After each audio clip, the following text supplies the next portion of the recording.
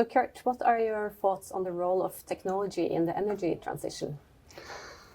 Well, the energy transition is a lot about decarbonization and lowering emissions. But it's uncharted territory, and you see many companies are trying, exploring different way of reducing these emissions and decarbonize, looking at solar power, wind power, alternative fuels like hydrogen and ammonia.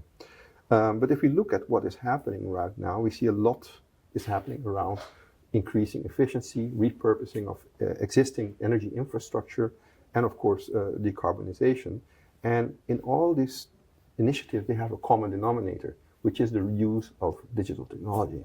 It is that effect of digital technologies that has driven a lot of growth in the world that we now has made it possible for us to capture, store, and analyze data at a reasonable cost. And I think that data is the key to solving some of these problems in this uncharted territory. My name is Swakhoven. I am Director of Software Engineering in Digital Solutions in DNV. I am passionate about technology. Now being able to use this passion in driving this energy transition that we're all working so hard for just gives me a kick. My name is Cathrine Johansen, and I work as a lead UX designer in digital solutions in DNV. So I spent most of my career working with software development related to the energy industry, and I'm very passionate about bringing the customers and the users in the center of our developments of products, services, and experiences. So you mentioned digital technology that will help us keep up with the energy transition. But is there any technologies that you are very passionate about? Well, in general, I'm passionate about a lot of technologies, but I think within the context of the energy transition, I think two of them stand out. One of them is the cloud technology. Well, cloud technology is not new. It has been around for a while, but it is, in that sense, foundational that it has made it possible for us to capture, store, and analyze big amount of data, which I think data here is going to be one of the clues in helping us along with the energy transition. The second technology, I think, is AI, and then especially generative AI. AI, again, not new. We've used it before to optimize, categorize data, but now with generative AI, sort of AI on steroids, it's taken to a next level. Now we can recognize patterns, relationships, and generate new content based upon that. And within the context of the energy transition, you can only imagine what the potential that AI has for solving problems around digital twins, but also helping out with modeling structures and networks, which are important in solving the problems for the energy transition. With all this talk about technology, I think it's important that we don't forget about the actual problem that we are trying to solve. I think it's easy to just jump straight into the solution space and start working with the technology. If we spend more time in the problem space, we can ensure that we solve the right problem. And I think it's important not to just apply a new system, new technology. That's not enough. I think also we as humans, we need to change our behavior if we want to succeed with the energy transition.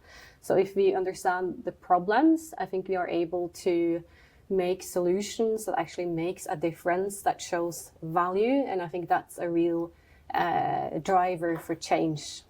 Yeah. And I'm actually happy that you brought this up. Yeah. Yeah, because we keep on doing this, going for the solution without thinking about the problem we're trying to solve. This is first and foremost a human problem that we need to solve. And technology in this context can only help us. Yeah. Right? So I totally agree with you. We have to look at the problem that we're trying to solve. Yeah. But thankfully we have access to more and more data now that actually makes it possible to analyze the user behavior. We can validate our assumption and we can take informed decisions. That really helps us. Yeah, yeah.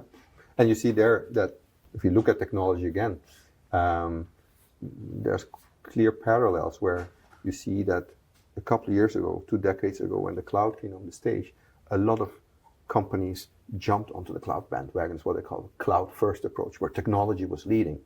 And right now we're seeing that more and more companies are transitioning to a so-called cloud-smart approach, where they actually, okay, this is interesting, but what problems do I want to solve with this technology? They try to put the technology in the context of the company, the people, and the problem they need to solve. Yeah. So when we have all access to all of this data, it really helps us understand the user behavior and validate our assumptions, and also take more informed decisions. But again, it's not that easy or straightforward to actually use that data. I know there's a lot of risks applied to it. Yes. Traditionally, use of new technology always has introduced new risks, and data will help us, and technology will help us with managing that data, but it can only be done if everything is secure, right? And with both cloud and AI, there's specific risks that pop up. Cloud, you immediately think about cybersecurity. Cybercrime industry is just moving forward. We're talking about data privacy, data sovereignty. We need to handle all these risks. And then it comes to AI, it brings a new set of problems, or a new set of risks in the picture when it comes to bias and hallucination, and which requires us to work more as to explain how we use AI, in terms of transparency and explainability, to make sure that the data is interpreted and processed in the right way.